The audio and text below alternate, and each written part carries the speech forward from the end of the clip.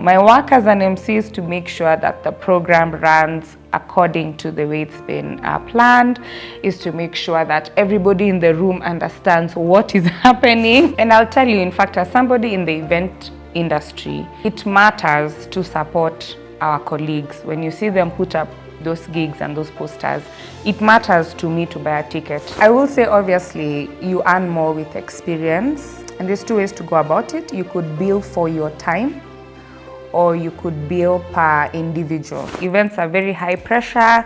You're dealing with the behind the scenes prep, the logistics. You have people who've trusted you with their resources and their time, and there's a lot of moving parts, and it's very easy to break when you're under pressure like that. I spoke about the need to streamline the terms under which service providers are paid. Payment to be completed after the event, and you'll find that sometimes you're chasing a payment even for 2-3 months after the gig.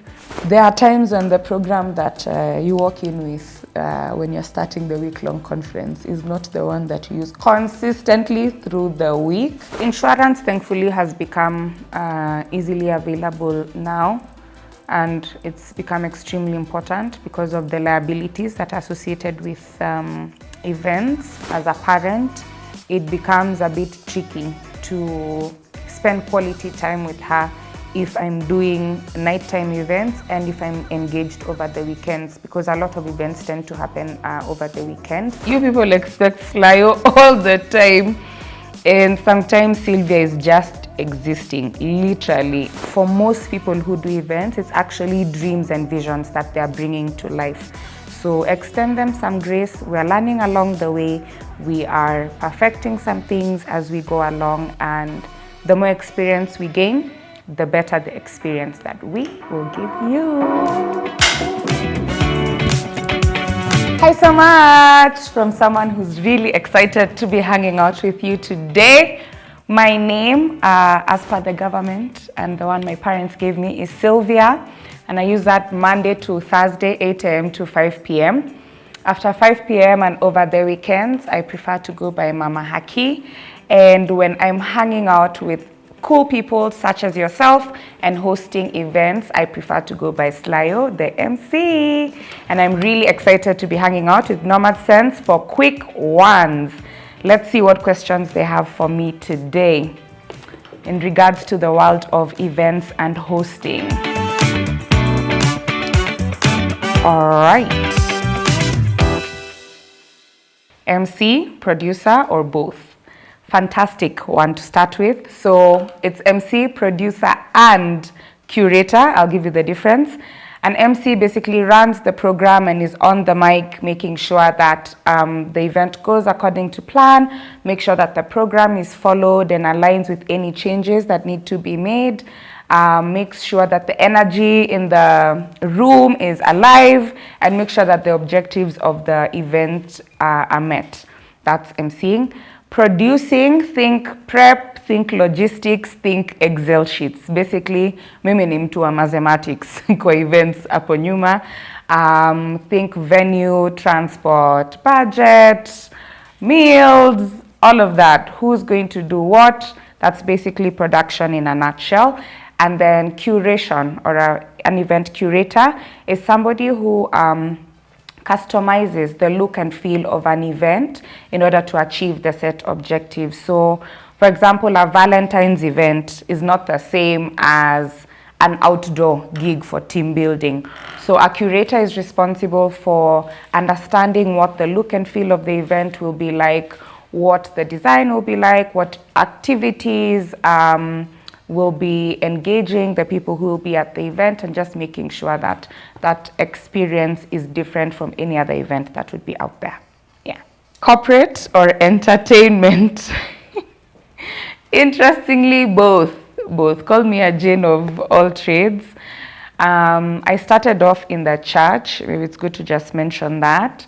So that was back in 2011. Hey, nani nimezeeka.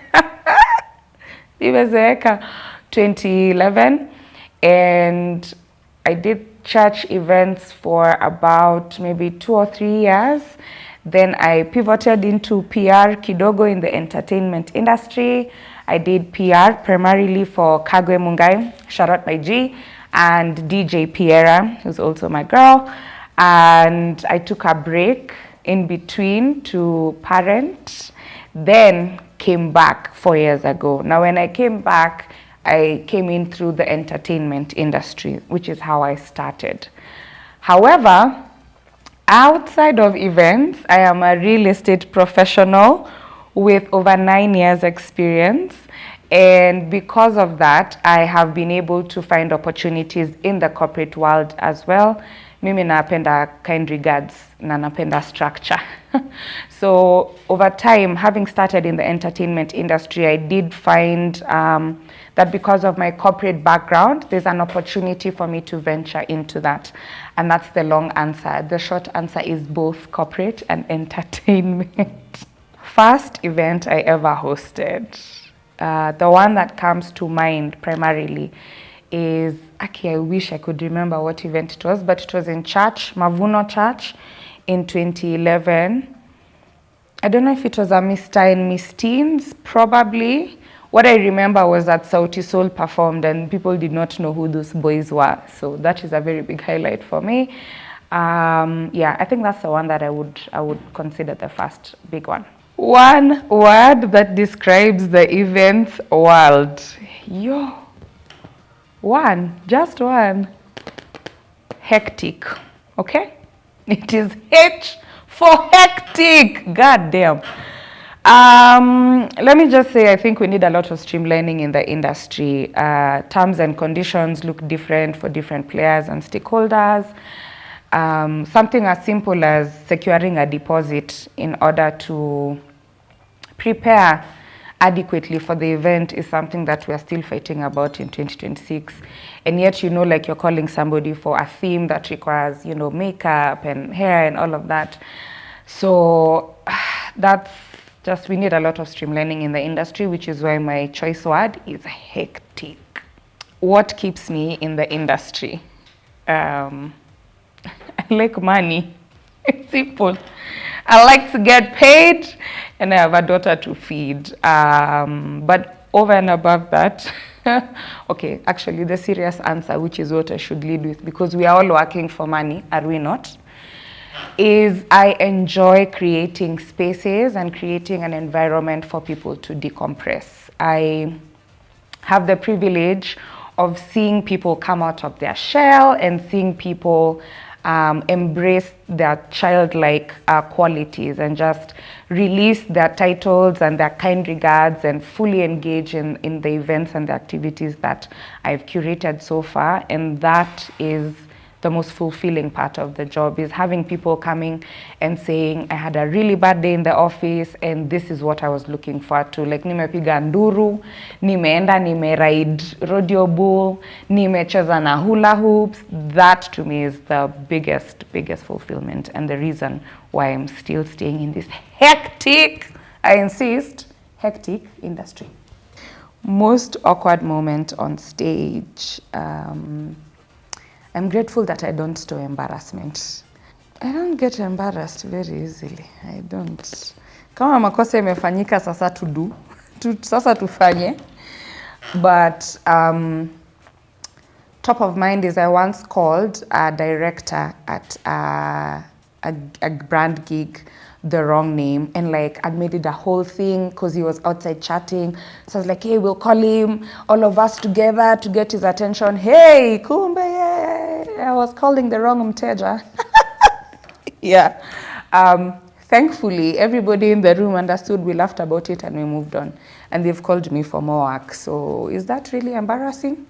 If they're still calling me for work, is it? Hey. What?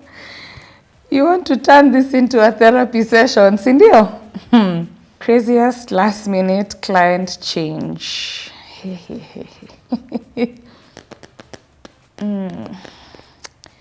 I mean, I've had engagements where you have like a week-long conference, because I do facilitate conferences from time to time. And by the time you're committing to going for the conference, there's a program for the week, okay? There's a program. And then at the end of every day, this organization it pays attention to detail, which I greatly appreciate. Reads the room as the conversations are happening, and then we get to pivot or change the program for the next day if need be. There are times on the program that you walk in with when you're starting the week-long conference is not the one that you use consistently through the week. And I think for me that was the biggest thing I needed to learn as well, because I'm very detail-oriented, and I like, once we have a plan, I like going according to the plan. So that daily changes of a week-long plan, I think that was the most frustrating one. For like a gig,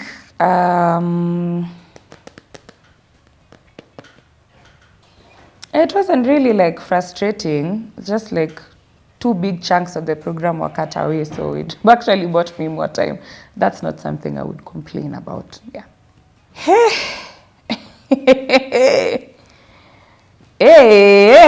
wait, can I talk about it? Okay, I think I can talk about it. Okay. Biggest event disaster that I've had to fix quietly. My goodness. Yeah, do we have tissues nearby? Because I'll give you the summary version. Is I host events for adults. And hey, that sounds so wrong, guys. I'm not calling people to do for swinging. Hey, Bo, let me rephrase that. I primarily host events for people who are above the age of 18 because alcohol is sold. So we once had an event where one of our attendees came when they were already inebriated. Come on, big English. And they continued to drink in the course of the gig, and so much so that they were falling even before the gig ended. And I don't know if this person had friends, actually, now that I think about it. Towards the end of the gig, they were extremely high and had given their phone to somebody who they could not remember. And I personally took back that phone to them and made sure, like, to ask, is there somebody you can call? Like, are you good? And that person basically told me to F off. Can we curse, by the way? Can I curse? I be myself? Okay. Hey, lakini, things stay on the internet forever. So this person told me to politely F off. You fill in whatever F means to you. And I said, you know what, like, ultimately, I've passed the phone back to this person. It's now their responsibility to get home safe. Tell me why. Less than a week later, I got a call from a police officer because it was purported that we had stolen this phone from this person, and not only did we do that, but we bait them and put them in a van and dropped them on Mombasa Road. And like, guys, this is the summary version. You just look for me, I give you the full scoop. Long story short, it became a case that needed the authorities to step in.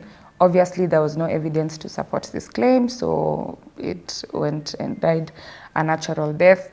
But it definitely made us a lot more cautious, especially where alcohol is involved.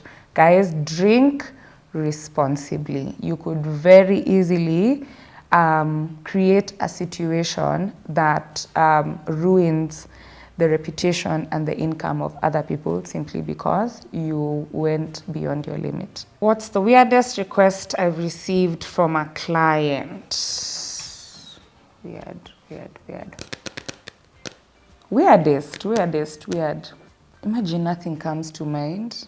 I think I've had the privilege of working with some very level-headed individuals who've not asked for anything too crazy. Yeah, actually, imagine hakuna. Wow. Shout out to you if I've worked with you before. You have not put me through it. Hey, unataka KRA wanikujie? Okay. How much do MCs actually earn? So this is a very subjective question. And if you are my KRA account manager, the interview has ended here. Go ahead. Yeah. I will say, obviously, you earn more with experience. And there's two ways to go about it. You could bill for your time, or you could bill per individual, depending on the kind of event that you're hosting. If I have to quantify, maybe like team building, most people you'll find are charging 1,000 bob per head. So if you're hosting a team building for about 250 people, you could easily quote 250,000. And that money obviously is not like you're just earning 100%. It goes into materials, into your transport, your logistics, your meals, your clothes. So it's not like you're pocketing that money. But that's an example if I could quantify. Obviously, events have budgets, so those budgets may from time to time dictate how much you earn. The length of time, I've said, if you're billing per hour, if you're working for a much longer time, say you're charging 10K per hour. If it's a 5-hour gig, that's 50K. If it's a full day, then obviously you will charge more. There's also an opportunity to charge half day versus full day. But I will tell you, if you stick it out and you continuously find ways to add value to the client, and you look at what is happening in the industry, then it's possible to actually bump up your rate card every year. It's very possible. I can tell you that I mentioned I'm a real estate professional, and there's a time for about 1.5 years when I was a commission earning agent. And commission earning basically means hakuna salo. What you make for the company is what you earn, a percentage. And events are basically what kept the lights on in my house. Managed to keep my child fed, managed to keep us clothed. So you can easily make a living from events, but it will require you to put in quite a bit of time, experience, and to stick it out. It may not start that way, but it picks up, especially when clients trust you, it picks up. Am I rich? Rich in what? Rich in happiness, yes. Rich in love, absolutely. Rich in courage, yes. Rich in worldly possessions. Hizi si ni vitu za dunia tutaziwacha huku. Why do you want to know that? Why? Who do you want to take that information to? What I can say for now is when I get to a place where I consider myself so, there will be what? There will be signs. There will be signs. Yeah, that is my answer. Is it as glamorous as Instagram makes it look? No, that is the short answer. It is not. For context purposes, say you're hosting an end of year party. That's maybe 7 p.m. till midnight. That's just 5 hours. So you'd naturally assume that your call time is 7 p.m. But especially as a lady in the events industry, you have to look at your hair, you have to look at your makeup, your nails, your outfit, your shoes. So your prep time could very easily go from 2 hours to even 5 hours, depending on the kind of theme and the event you're looking for. It also involves a lot of staying at event venues and waiting for quorum and for people to come for the gig to actually start. So there's usually a lot of like downtime before gigs start. And it can be a bit frustrating. Like I said, I'm detail oriented. So if, like for example, we're supposed to start at dinner at 7 and we have a 5-hour program, we're supposed to tick off.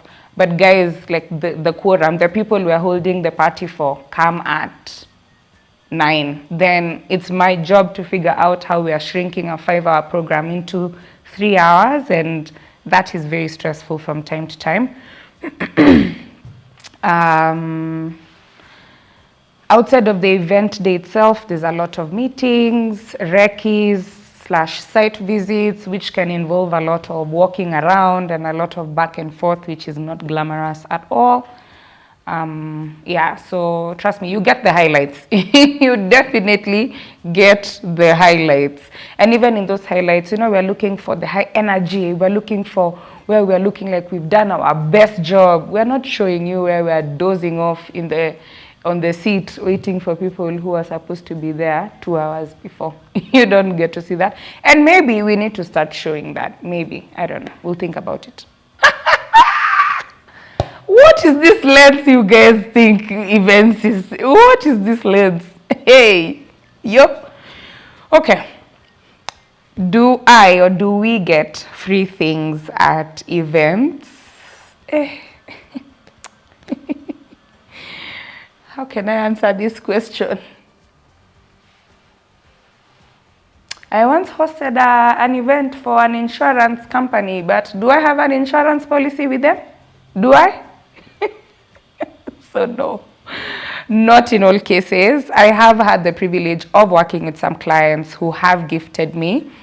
And ultimately it's at the client's discretion. Some of them are usually giving much to the people or the event attendees and are kind enough to consider their suppliers or their service providers. So in cases like those, I have received gifts, but it's not expected that you will receive gifts at every event that you go for. Do I party after every gig? I know if my friends are watching, they would like to answer this question on my behalf. And beloved, nobody has asked you, okay? Please, do like this. Yeah, do like that. The honest answer is when I started, because I started, well, when I resumed after the break back in 2022, I resumed doing game nights. And the environment is very party-like. So we would finish the event, and because for me it felt like work, I would then now go out with my friends after to actually now decompress and have a good time without thinking about the details of the night and is everybody okay and are guys engaged, are they having fun. Like I can also just like have fun. I am a millennial though, and so lately actually the spirit is willing but the body says, dear, enda home, ukunywe supplements, na ufanya nini? Ulale, ukunywe magnesium yako safi, and you sleep like the old shosh you are. So I don't party as much as I did before. And over and above that, events can be very engaging because you're pouring out your energy. I mentioned it's very important to me that the people that I am hosting at an event feel engaged, feel lighter after they leave, and so that requires a part or a piece of me pouring into them. And over time, it's not a light investment. It means showing up even on the days that I may not be at 100, but still want to make sure that the experience is 100 for the others.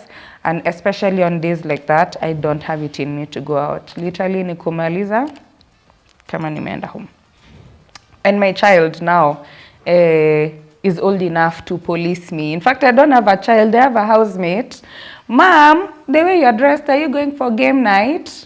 Mom, Kwani, where are you going? I'm just going for an event. Is it game night? Yes, what made you get? It's the way you're dressed. So I have a housemate who is policing me at home. I cannot go out all the time. Do people assume I'm always on, even when I'm off stage? This one you can answer. Don't do like this. Now remove your finger, answer. Because you people expect Slyo all the time. And sometimes Sylvia is just existing, literally. I think a lot of people would be surprised to know that I enjoy my solitude quite a bit. I enjoy silence quite a bit. In fact, I cannot even work while listening to music. I get distracted. I like to hyper-focus and work in quiet environments. I enjoy sitting in groups of people and actually listening without contributing. It's one of the greatest gifts I've learned over the last couple of years. You could learn a lot from simply listening and not contributing. But also I mentioned that I have a corporate job and real estate background. So I cannot be kicking all the time in the office. I actually need to enter kind regards mode from time to time. So there's times even as Slyo, Sylvia will become present. And before events, actually, this is something that might be useful to mention. I actually prefer to have minimal contact with people on days of events. So if I'm hosting something in the evening, I try to make sure that I'm home during the day so that I'm filling my cup, minimal calls so that I can show up with 100%, pour it into the gig I'm hosting, and then go right back to my quiet bubble, which I love. This is actually a really good question. Is emceeing just talking? That's what people think it is, apparently. But it is not. My work as an MC is to make sure that the program runs according to the way it's been planned, is to make sure that everybody in the room understands what is happening. Because I'm sure you've been to a gig where the MC is pretty much having a monologue at the front and you can leave not knowing what has happened. It is my job to make sure that everybody in the room is paying attention to what is happening, understands the reason why they're in the room to begin with. Outside of talking is managing the stakeholders of the event. Over and above that, there is the work of managing the stakeholders in the room, because you're managing not just the crowd, but you're also managing the people who've planned the event. Obviously, they invested in the success of the event, and so pivoting and aligning with them where need be is an important part of the job. You also need to work in close collaboration with the DJ if there's a DJ there. Yeah, so it's not just talking. There's a number of moving parts that go into just holding the mic. Yeah. Do clients respect my creative direction when pitching, or do they disregard it? I've had the privilege of working with some really fantastic brands and partners in the industry, and most of them, by the time they've engaged me for work, trust that I will deliver an experience that they're looking to. So I would say 80% of the time my creative direction has been accepted, which is something I'm really grateful for. There obviously is that 20%, and I don't think it comes from a bad place. It's just possibly aligning different perspectives and finding the one that works best for the client. Yeah, actually. So I've had a good experience with that so far. What's the biggest lie that people believe about event producers? That we get free tickets. Stop calling us for tickets, please, when you see posters online. Kindly. Hata sisi tunanunua tuende hizo events. And I'll tell you, in fact, as somebody in the event industry, it matters to support our colleagues. When you see them put up those gigs and those posters, it matters to me to buy a ticket for those events, because I know the work that has gone into planning that event. I know that 2,000 or 3,500 bob will go a long way in offsetting the logistics and the costs that people will not know about. So please believe me, hatupatiwi tickets free huku nje. Hata sisi tunalipia, na wakati hatuna pesa tunatafuta zile gigs ziko free. Yeah. Biggest ego I've ever had to handle on stage. Kibunjas. Kibunjas is the easy answer.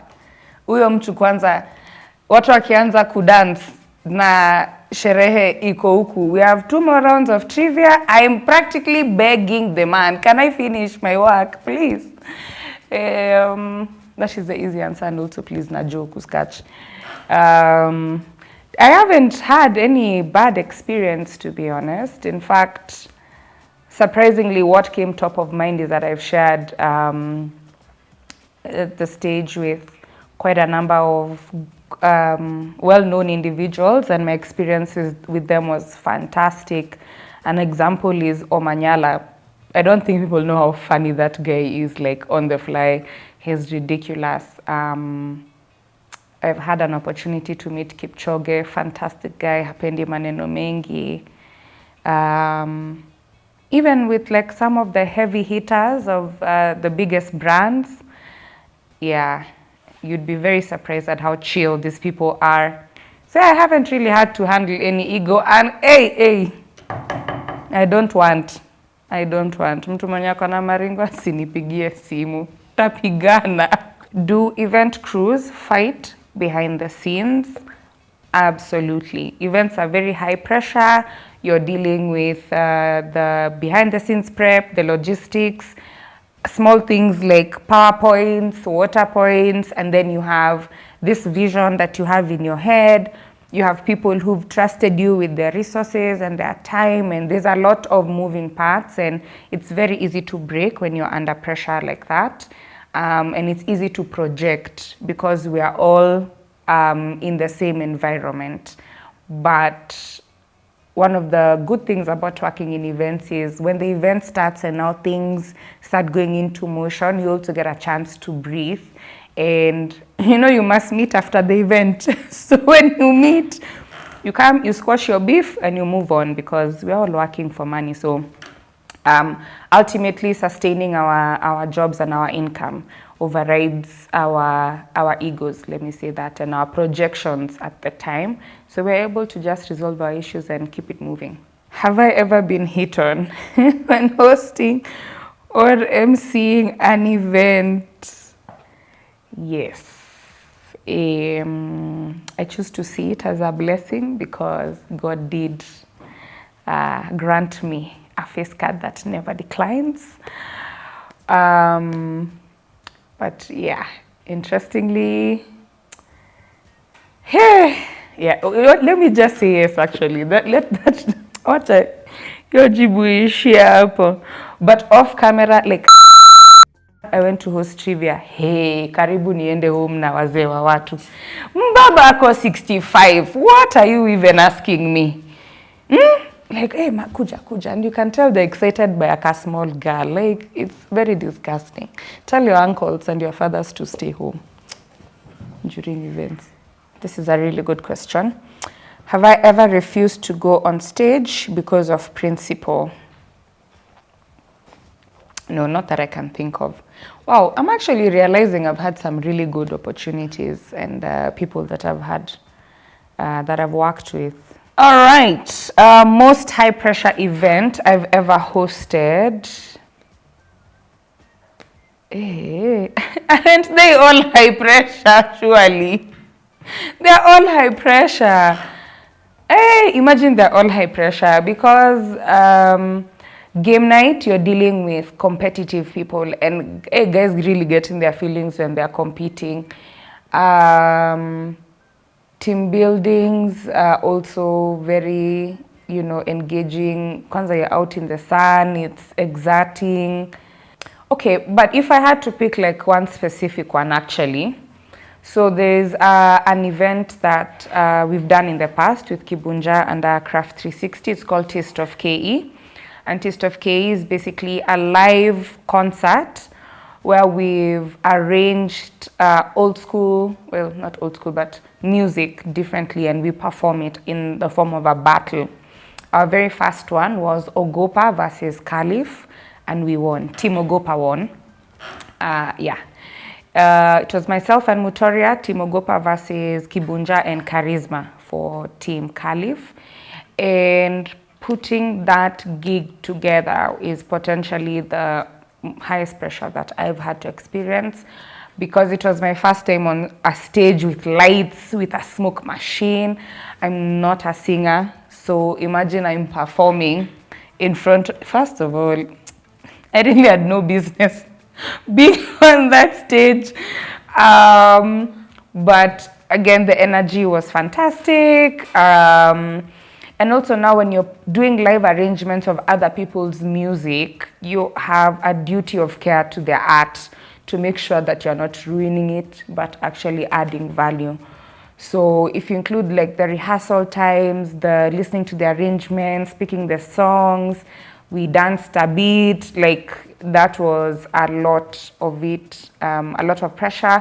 then being producer and talent, yeah, and host. That was a lot, but fantastic outcome. Would definitely do it again. In fact, we did do it again severally. Yeah. You're trying to trigger me here. Has a client ever delayed payment, and what happens? Unfortunately, that is the norm in the industry. I spoke about the need to streamline the terms under which service providers are paid, because even when you're sharing a quote or an invoice, it says very clearly like 50% deposit before or payment to be completed after the event, and you'll find that sometimes you're chasing a payment even for 2-3 months after the gig. I personally find it extremely unfair, because on the day of the gig, by the time I show up, we've done the meetings, we've done the recce's, we've planned the program, we've curated the activities, I've done the hair and makeup, I've bought the outfit. And so by the time I come on the day of the event, like now I'm fulfilling the remaining bit of my commitment. So at the end of the gig, I've fulfilled 100% of what you require from me. And then I have to spend the next couple of weeks to months chasing for your end of the deal. I find it extremely unfair. And what happens is, unfortunately, you keep sending, politely following up on this email. As per our teleconversation, please advise on the... Yeah, please, can we actually stop that behavior? Can we stop it? People are actually here trying to feed their families. Let me not just speak negatively, because there are brands and some agencies that are beginning to change the culture and are beginning to honor the timelines that they give. So I'm hopeful that that will change in due course, hopefully for a majority of the people in events. What's my biggest fear before going on stage? Falling. Hey, falling in front of people. Mi nikawai anguka najifanya nimefaint. Mutaniitie ambulance before I wake up and admit I failed. Hey, and you know, most times you have camera crews who are just ready to take content. So imagine having photos and video. Falling. Yeah. Shrubbing I get over very easily. You see? Yeah. What happens when alcohol changes the room dynamic? This is such a good question. Initially, it would get to me when people would get intoxicated, because you can tell people become louder, people become less engaged with what you're doing, with what you're running, and become more engaged in stories with their friends. So I initially felt like it would take away from what we were doing or the experiences that we are trying to create. However, I did recognize that if you've created an environment for people to come and decompress and you're selling alcohol, that is part of the decompression. So I've learned how to read the room and to adjust accordingly, and to work with the fact that you now have a crowd that is easier to banter with. People who've been drinking arguably find some things funnier that they would not find funny when they're sober, which is an advantage. It's an opportunity to make people dance as well. So I've learned how to pivot and make it work for me, and also to just read the room and see when it's becoming too much. Encouraging people to drink water, by the way, is also an important part of an MC's job, where you know you're dealing with people who are drinking, because ultimately these guys are going to be driving home, most of them or some of them. So you do not want people to put themselves in harm's way after coming from your event. So that's also something that I've learned and that I'm implementing as I go along. What protection do event organizers lack in Kenya? That's such an interesting question. So insurance, thankfully, has become easily available now, and it's become extremely important because of the liabilities that are associated with events. Protection could also look like medical services, which are easily available. What we lack, I can't really say that there's something that we've identified as a consistent lack, because also the thing about events is, as an organizer, it is at your discretion to decide where the line starts and stops. And so, for example, if you're doing an event where you know you're going to be having a huge artist and where there'll be a lot of commotion and people possibly coming to, like, wanting to touch the artist, wanting to, you know, it is your responsibility as the event organizer to make sure that you have, you know, tracing, you have your barriers, which are also easily available. So I will say I don't think there's like a specific need that we have that we can identify across the board in terms of protection that we can't find. Ultimately, it's at your discretion. Yeah. What's the hardest part of balancing this career and home? The nightlife, especially with my child. As a parent, it becomes a bit tricky to spend quality time with her if I'm doing nighttime events and if I'm engaged over the weekends, because a lot of events tend to happen over the weekend. However, I am able to find ways to make up for that time, and it's not like I'll be busy every weekend or every single night. I've also learned the importance of learning how to say no to some opportunities. If I feel like I've been away from home for a while and I need to prioritize quality time with my child, then I am happy to pass on that opportunity to another person.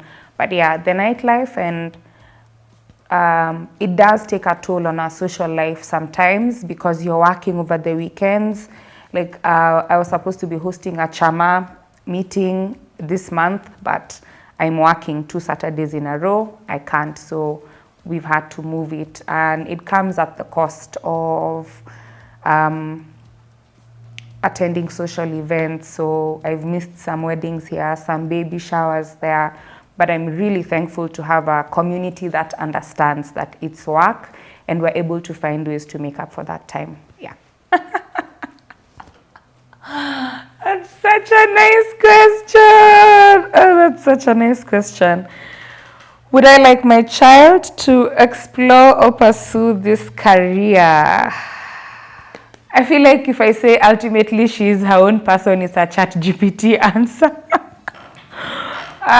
If she opted to go down this road, I would absolutely support her. I'd like to believe that if she does, I will have crawled and walked and ran so she can fly. The best that I can do is literally be the wind beneath her wings and help open those doors for her. Would I steer her in another direction potentially before we choose this one? Maybe. Na unajua mlisema nakuja shoot but mmeniita introspection session. Hey. Okay. If I stopped emceeing tomorrow, who would I be? If Slyo stopped existing, Sylvia and Mama Mwehaki would remain. I would potentially continue being a real estate professional. I am currently a marketing manager where I work, so I'm finding that fulfilling right now. Mothering is constant, so yeah, that would continue. And hopefully by the time I'm stopping, I've made enough money to be a traveler. That's what I would like to be when I stop. Yeah. All right. Hey. If the events industry closed or closed for 1 month, which industries would collapse? Hey, such deep questions. Wow. I don't think they'd collapse, but production companies would be affected because of covering a lot of events in terms of photography and videography. I think production houses would be affected. I think marketing and advertising agencies would also be affected to an extent, primarily because one of the biggest ways to push brands and products is through events. So I feel like if they were not able to achieve that, then for sure they would feel a dent.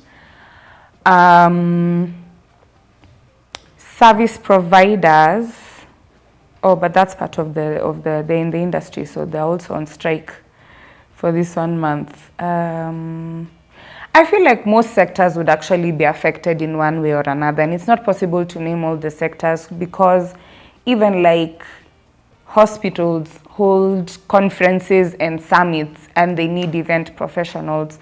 So I genuinely feel like all sectors to a certain extent would be affected.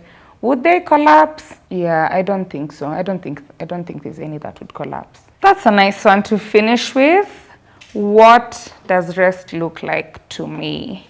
Napping. Aki napenda kulala. Napenda kulala. If you ask my closest friends, they're actually sick and tired of how many times I mention I could be at home napping when I'm outside.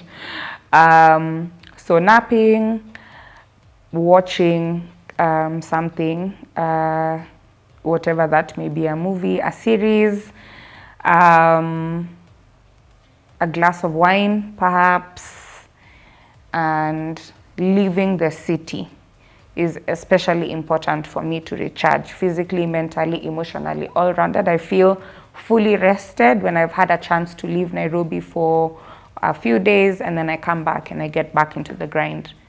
Yeah. And maybe a massage once every quarter. When I become rich, then I'll come back to answer that question and say I'm getting the massages now every month, not every quarter. One last thing that maybe I could add as an organizer and as a consumer of events is let's remember to extend grace to event organizers. Sometimes the intention is that things go in a certain way, but as you also know in your own life, beloved, things may not always go to plan. And we are not normalizing bad experiences, and we are in no way saying that people should not take accountability for where things have not gone the way they should. What we are saying is that sometimes, even us as organizers, like mistakes are happening while we are like when the event is happening, and we're having to adjust real time, and it may not always come out as intended, but please trust that people behind the scenes are consistently working around the clock long before the day of the event to make sure that you have the experience that they've envisioned. And for most people who do events, it's actually dreams and visions that they're bringing to life. So extend them some grace. We're learning along the way. We are perfecting some things as we go along, and the more experience we gain, the better the experience that we will give you. Thank you so much, quick ones. Thank you so much to Team Nomad Sense. It's crazy that they met Sylvia Knight Frank and then found out there's a Slyo that exists. So thank you so much for accommodating all my personalities. You can find me on Instagram and TikTok and Twitter, I think, if they've not closed my account, at It's Slyo. You can also find me on LinkedIn as Sylvia Karuri, so you can get to see my kind regards side. And in case you're ever looking for somebody who can come and inject serious energy in your events, please feel free to call me. I love hosting games, I love hosting trivia, I host karaoke, but more listen to the words, not the voice. Yeah. Yeah, thank you so much, and I'll see you soon.